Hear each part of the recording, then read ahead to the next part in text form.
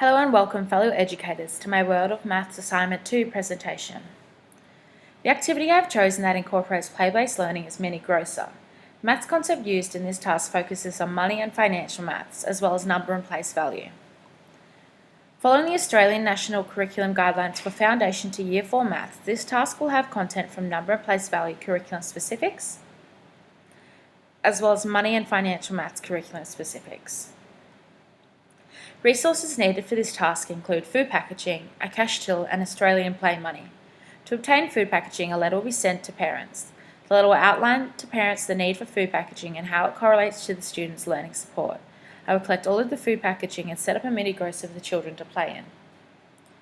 Educators will introduce the mini grocer through lessons where financial maths is taught. It's important to understand that some children will have a general knowledge of financial maths and others won't. Educators will highlight that 100 cents equals $1. Children are welcome to combine their money with a friend, shop in the grocer together, and count out money to the cashier together.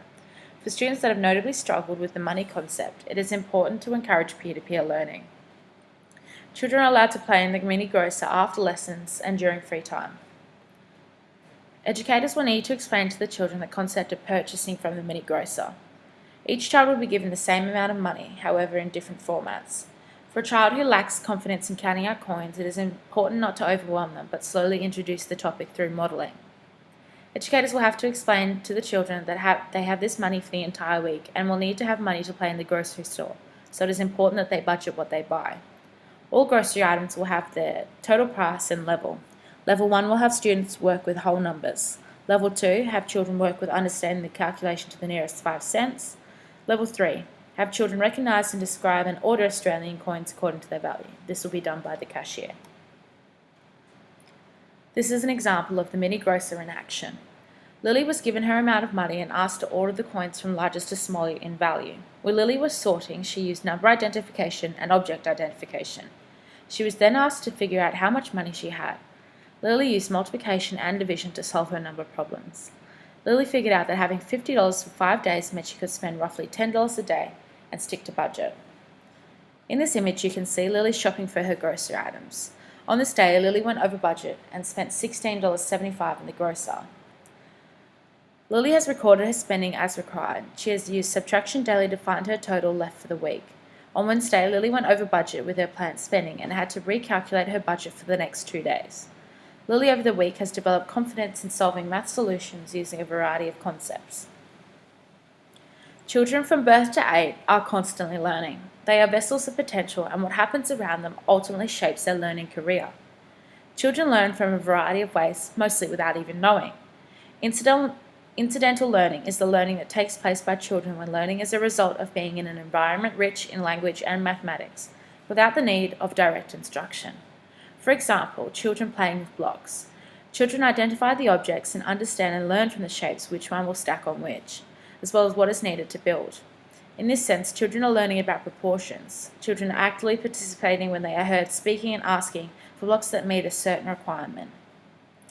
Intentional learning is standard lessons, but it is also offering advice to the children. In the same block play scenario, if an educator were to intervene and prompt the child with questions such as, "Do you think this one will fit?" or "What kind of piece do you need? Describe it to me." Intentional learning is taking place.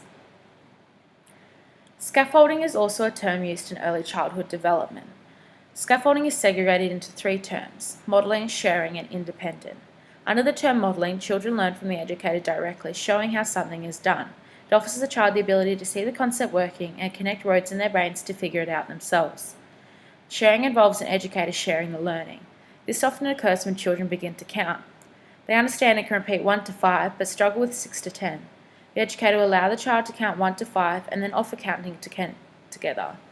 Independent learning occurs when the child is confident in the concept they understand and can model it to not only the educator but to their peers. During the activity, children were given the freedom to explore mathematical concepts associated with money and financial maths. Children were given the opportunity to use prior math skills gained from addition, subtraction, division, and multiplication to solve money problems they faced. This math concept provided children the opportunity to recognise and solve problems by themselves. The nature of money is addition and subtraction. Children can figure out for themselves how much money they will need to purchase the groceries. By giving children coins instead of notes, it also enforces addition to a whole number. Children are learning mathematical relationships when purchasing their groceries in the sense that addition, subtraction, and multiplication are given real-world value. Watching children play in a pretend grocery shop exemplifies this. They come to the counter with their money and groceries and add the total together and play the cashier. They could purchase 3 of the same items and create a multiplication problem they need to figure out. Educators can offer advice and aid in the counting out of money with a child struggles to enforce correct and true statements in monetary addition, subtraction, and multiplication. Lev Vygotsky believed there was a high importance in relationships and interactions between children and more knowledgeable teachers or peers. Vygotsky also believed that children's cognitive understanding was enriched when scaffolded by a role model, someone like a parent or a teacher. Here's how scaffolding was used in Mini Grocer. In this activity, children were shown how to interact with money and understand the value of Australian coins and notes. Children who struggled shared their learning with the educator when counting out money and figuring out how much or less they needed. Children who developed confidence in this area were able to demonstrate their understanding when purchasing items and also when they partnered with a peer and aided their understanding. Thank you.